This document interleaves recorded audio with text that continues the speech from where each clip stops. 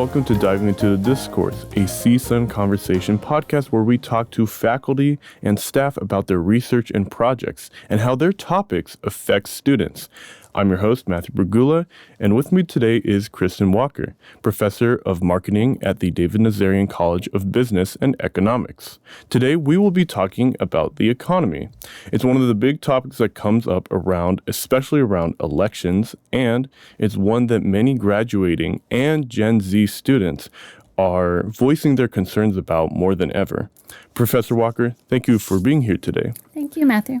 And as I mentioned before, the economy is on the forefront of the issues that came up in this past election cycle. And it's one that I have seen my peers, Gen Z students and even graduating students bring up. They're concerned about how much money they're making, if they're going to be able to survive. Do you get students, Gen Z students, expressing concerns about the economy to you? Yeah, and I think it has to do with how much money they have coming in and their expenses, right? Mm-hmm. And so obviously we're coming out of an inflationary period post-COVID, and things are costing more than they did before. Mm-hmm. Is there any specific things that they are concerned about as far as inflation? I think when we think about the economy, it always, I'm a marketing professor, so I'm looking at behaviors more than financial aspects, but we're really, as consumers, looking at our grocery bills, right? And those tend to sort of dictate how we feel, whether things are more expensive or less expensive. Mm-hmm. So you've seen prices have been going up, and then students are, they're scared. What do you see, in the future for these students? Well, I think it's funny that we're talking about students, right? Because not all students, and CSUN students are in particular more likely to support themselves, I would say, or a big portion of what their expenses are than other students at other colleges, perhaps. But when we think about that, in college, there's still a buffer, right? You have student loans that you're taking out. You have expenses that are somewhat moderated, perhaps even subsidized by family members other than loans. And so there's this, I guess, unrealistic view of expenses, I think, in college. So it's interesting that we're talking about college students thinking about the economy, because I don't know whether or not they have a full perspective. Again, with the caveat that CSUN students are oftentimes working many jobs to be able to support themselves while they go to college. Mm-hmm. You mentioned unrealistic concerns. What specifically are unrealistic about them? What are there things that maybe students are kind of misconstruing about the economy, or where they are, what they're spending? Well, I think they're at the beginning of their financial health, right? And if you are being subsidized, then your perspective is somewhat, I guess, protected, right? So, for example, I'll talk about when I was in college and my parents were helping. I was still working to be able to afford the things that I wanted, but they were paying for the things that I need, right? The basic food items. But there were times where my expenses exceeded that, and I used some of what they gave me for what I needed for what I wanted. Mm-hmm. And then I learned that hard lesson of, now I might have to eat cereal for a week before I can afford to get something else. And that's not necessarily a financially sound decision nor a healthy decision. Mm-hmm. Cereal for a week is, and I'm being truthful about that. I did eat cereal for breakfast, lunch, and dinner that whole week. My.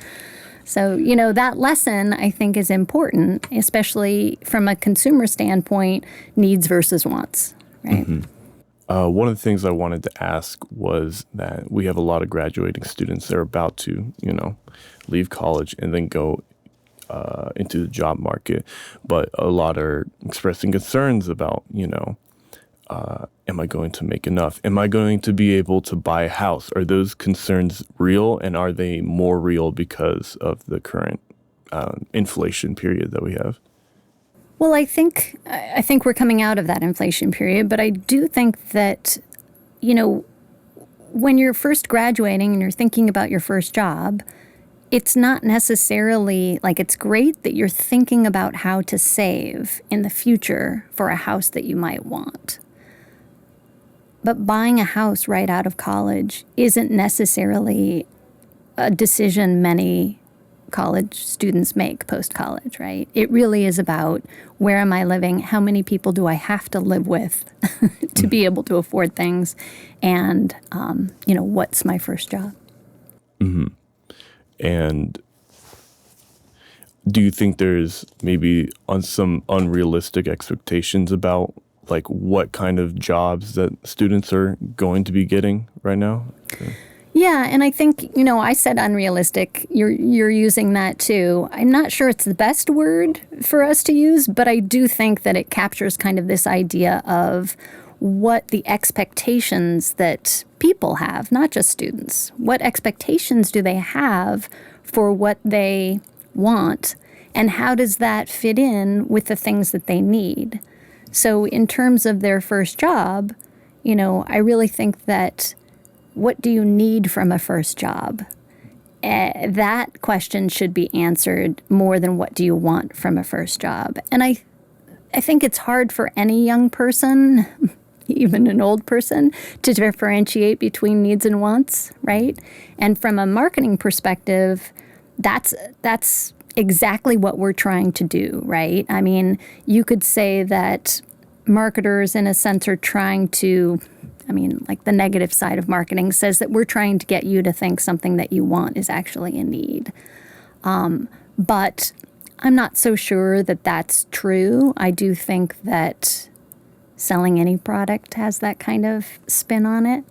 The unrealistic aspect, though, I think, of your first job is it comes down to that need and want, right? Like, you want a house, or you want a shiny apartment, you want gorgeous furniture, you want to be able to go out to dinner to nice places that you see on social media. But that's not necessarily something you need right out of college, right? You need a good job.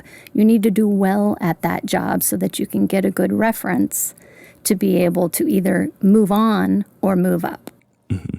So it's kind of about balancing, what or determining like what do I actually need as to want, what could it then maybe as equate to maybe like something that's like something that'll help you in the short term versus the long term.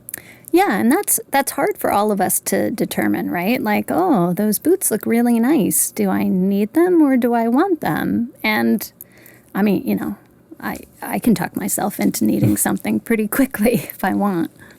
I'm the same way, but some people are more frugal with their money, some aren't. Do you think there's like a difference in like spending habits as far as students now, or maybe different perspectives on what students are spending on or why? I think, we talked a little bit about this, but if you think about what they're spending on, I think it gets to, what's the word? Aspirations, right? So I think there's a difference between aspirational spending, kind of spending for where you eventually want to be, versus realistic spending for where you're at right now. And, I think for this generation that has spent a lot of time on social media and is actually purchasing more on social media sites, it gets confusing as to what their aspirations are. Are they truly their aspirations, or is it a comparative type of aspiration where I see what everybody else has and I think I should have that, right? And then that makes it cloudier to determine what you really need and what you really want. Mm-hmm. And do you have talks with your students about like how to determine needs and wants, or like, okay, this is what you should consider like when you go into life, or it kind of does it like differ? Well, I've had some interesting examples of spending habit discussions with classes in the past. In one class, they were chiding me for still having cable.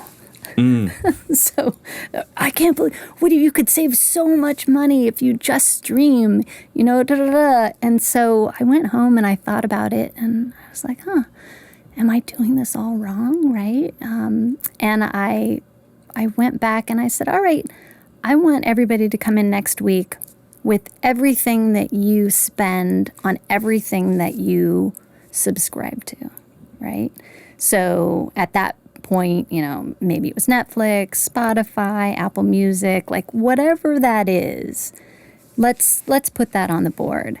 And when we started to add it up, right, their streaming services subscription fees and other things that they were paying for compared to my cable bill, they were at least like $2 to $3 more. So, it wasn't that big of a difference, but I think what it did allow them to see is that, streaming is one example of spending, is just a different form of packaging, right? So what we're doing and what we're starting to see now are bundling, right? In marketing, that's what we talk about it. You take a package and you put a few products together and you bundle that. So you're starting to see bundling of streaming services. Why? Probably because streaming services are realizing people can't maintain that expense over time. Oh, okay. Do you think it's like shifting because of like how the economy is going as far as how they're pricing this stuff? Well, streaming's interesting. I would love to do some research to actually figure out what consumers remember that they pay for subscriptions, because my gut tells me that you lose track over time on what you're paying, $9.99 per month or $7.99 per month, or even the introductory prices that my daughter is getting. She's in college, $1.99 while you're in college. And then boom, the reality hits, you graduate, and now you're not subsidized by private companies anymore either. You're in a different sort of class of consumer. I see. I want to go back to something we talked about earlier, how I think you were saying that these fears about, especially from students, about when they go off into the world out of college, their fears about the economy, if they're going to make it, if they're going to be able to support themselves, those have always existed. Have they evolved and changed over time? Have you seen anything in maybe even like the past 5 years, 10 years?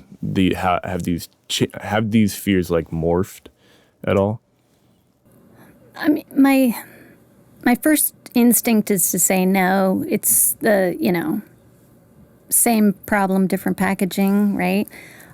Yet, as we discussed as well, COVID, that's huge, right? I mean, that's a once in a century kind of example. And I think this generation coming up, and the younger end of some of my students, right, are really experiencing a lot of trauma, to use, a word that's being used these days. And that they're really not sure how to process all of that, right? I mean, I'm not even sure how to process all of it. I can't believe we spent that long, I'll say locked up, but... Right. Do you think it'll ever get back to the way things were? Yeah. I mean, everything ebbs and flows. I mean, I think the gift of age is to be able to see everything ebb and flow. There are a lot of negatives to getting older, but I think that perspective that you get when you're like, oh, this is just like we experienced in, 19 blank, blank, blank, right, in a different century. But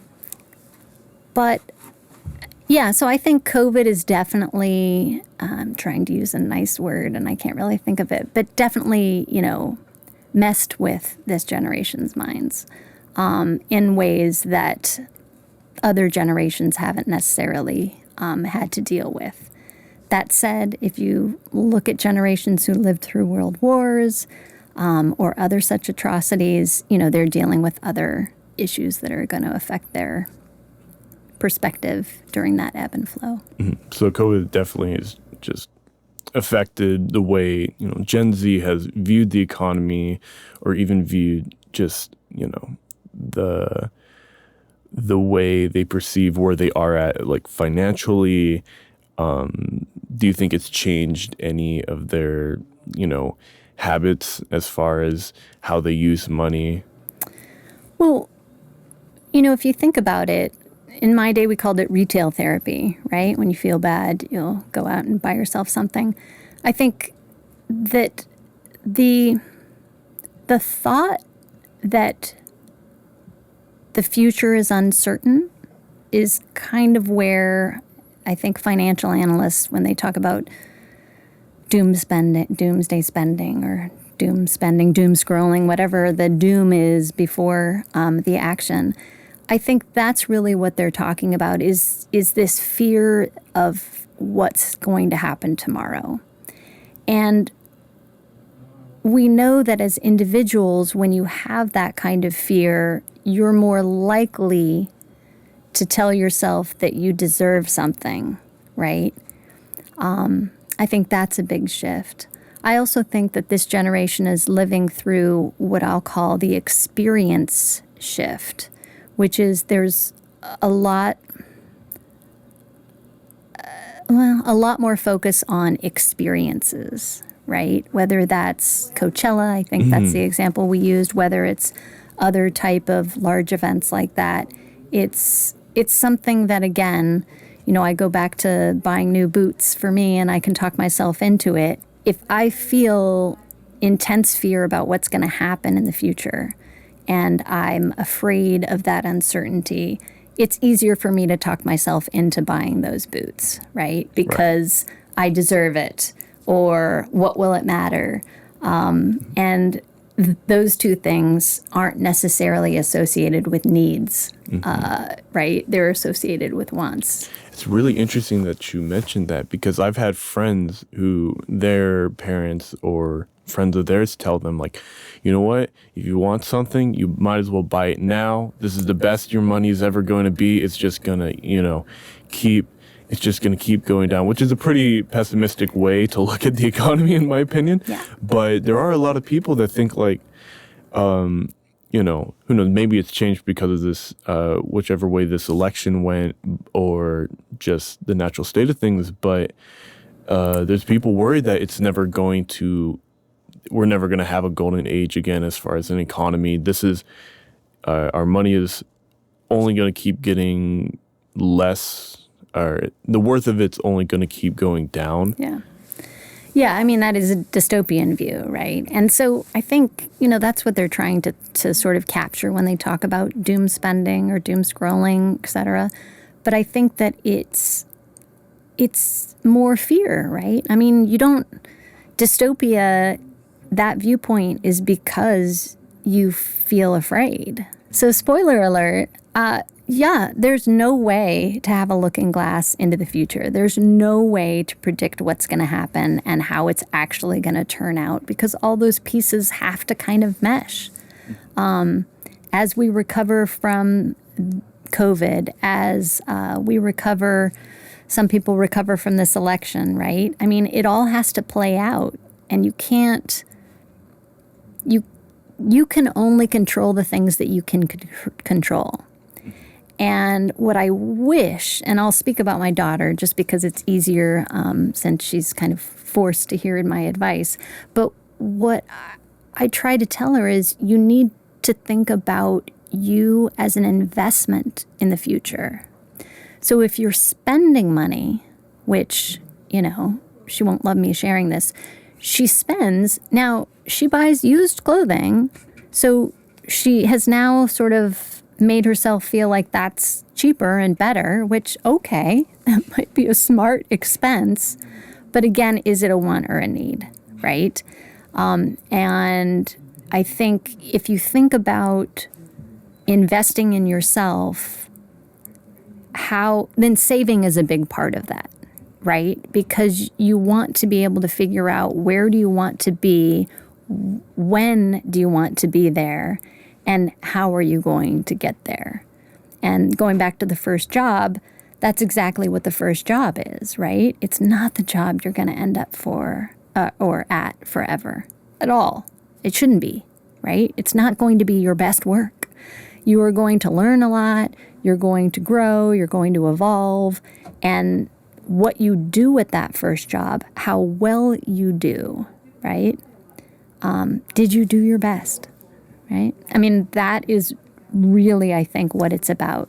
And if we can get, I think, students to see college as an investment, which I think naturally most of them already think that it is, or they wouldn't be here. But if we can get them to think of their time here as an investment as well, right? It shouldn't be about rushing through. It should be about doing the best you can to make your brain better so that it can compete with, technology. How do we get students to think of it as an investment? And maybe why aren't some students viewing it as an investment? Yeah, that's a good question. That's a motivation question, right? And I think that the more we can motivate students, not coddle students, but motivate them to really sense in themselves the best that they can be, the better off they'll be, right? We have fantastic students here at CSUN who come from all sorts of backgrounds. And every single one of them, if they can look at their experience and their time here at CSUN as a need, right? And as I frame it for students, I think instead of a have to, but a get to, right? So do you have to go to class or do you get to go to class, right? Do you have to do homework or do you get to do homework? Now, do you have to clean the bathroom or do you get to clean the bathroom? Right. There's all ways we can kind of push that example till we come on, what are you talking about, Dr. Walker? But it's true. It's just that shift of how many people would probably love to be able to be a college student right now and for whatever reason, whatever circumstance can't be. I just, maybe that's gratitude, but I personally have fears about higher education because I think that people dismiss it as something that is extra rather than necessary. And I really don't see it that way. I think that the higher order level critical thinking that you learn in whatever college that you attend and you go to is essential for creating good citizens of the future, right? Creating people who can think, people who can differentiate between wants and needs, right? And, when we talk about wants and needs, it does come back to resources. And I don't think I talked about this in the last conversation we had, but I changed my major from a poli-sci major to an econ and then business major, finally marketing as an undergrad.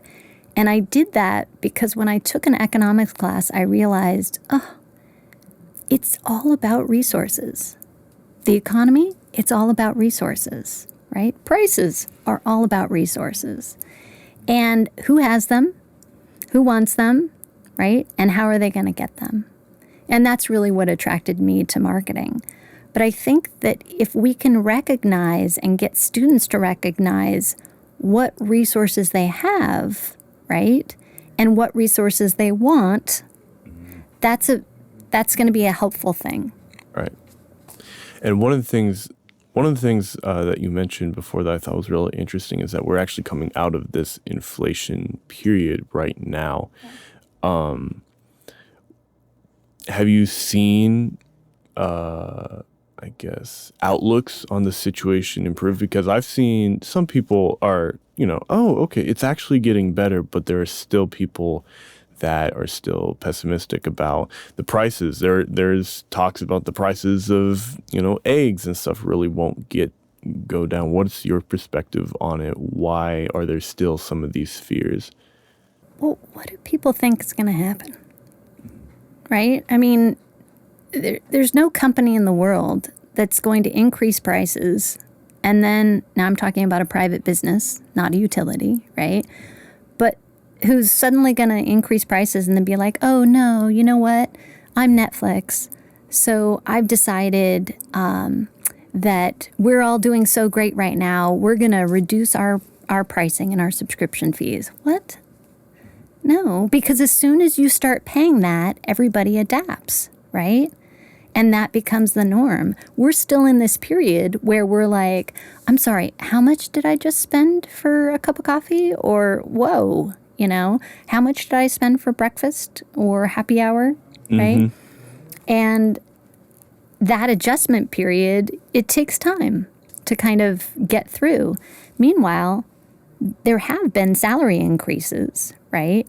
But those salary increases, as people are feeling that, it's still an adjustment period because you're just covering what you were spending before, right? So you're not seeing a lot more savings in the bank. I mean, do you have any tips as far as how to be the most successful? I think it goes back to doing your best. So maybe you don't get the best paying job right out of college.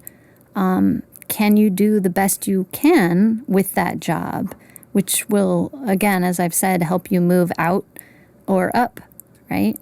And make those connections that allow you to get the recommendations to be able to do that. I think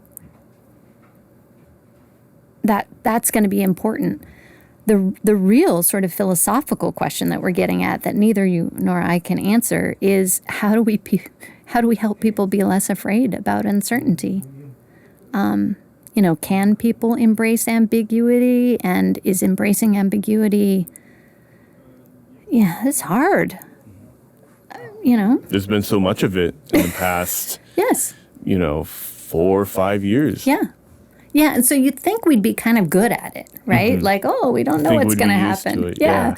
But instead, I think what we're used to is that fear, is sort of not knowing. And that's hard. It's a hard state for any individual to be in because then, I'm not a psychologist, but I can say from my own personal perspective, it makes it very hard to be in the moment and recognize that in this moment now, this is what is, right? And, I forget who said it. I saw something, but it was a week or so after the election. And they said, take it day by day, one day at a time. For students, I think that's important. I really, your undergraduate experience goes by quickly. I think you know that, yes, especially. Yeah. And when you look back on it, that hindsight tends to have like mm-hmm. and sort of that tint of nostalgia, right? I wish I enjoyed it more. Exactly. Yeah. And I think that's where, if we can get students to kind of slow down, maybe that relates to what we were talking about with slowing down their expenditures or spending habits, slowing down their expectations, slowing down their perceptions of what's going to happen and let it happen. Dare I say it's something I have struggled with for a while, to embrace patience. When we talked earlier today about like tracking your spending. Mm-hmm. I know there are a lot of apps that help younger generations track spending, and some of them are pretty helpful. But, if we get back to this idea that, a checkbook, mm-hmm. when you wrote a check and you had to like write that expenditure down, you were constantly seeing how much money that you had and how much you spent. Credit cards, Venmo, PayPal, all of these types of payment procedures, they don't allow someone to really feel the money. Exactly, to recognize their expenditures, right? And so if you don't recognize that, you may not get to the same level of concern or worry as, let's say, back in the day with the checkbook where you're writing it and you say, oh, wow, now I subtracted and now I have $27 in my account, right? Right. And so if you don't actually see that, and I don't think the younger generation sees that. I know that my daughter doesn't see that, right? It has to be something that is worked into habits that they build. And maybe apps, maybe technology is a way of helping that, like danger. Yeah, you're getting close on this. Please stop. Because your interpretation of a need versus a want changes as that amount in your checking account goes down. It's not the same response with a credit card, right? Because you're watching it go up, but you may not be paying off your credit cards. I don't have the stats on that, but you may not be paying off your credit cards every month, and my gut tells me people don't. Waiting for the next paycheck, I'll get it then. It can just sit, but interest rates are real. Yeah. And even with people with great credit scores, you're still looking at high interest rates on those cards. But are they using it to the advantage, their own personal advantage, or is this suddenly like, well, I'm going to take more than a year to pay this off, and suddenly I'm paying more than I wanted, right? Yeah, whether they forget it or it's like, another avenue of free money, I guess. Yeah. Well, thank you, Professor Walker, for taking the time to speak with me about the economy. Happy to.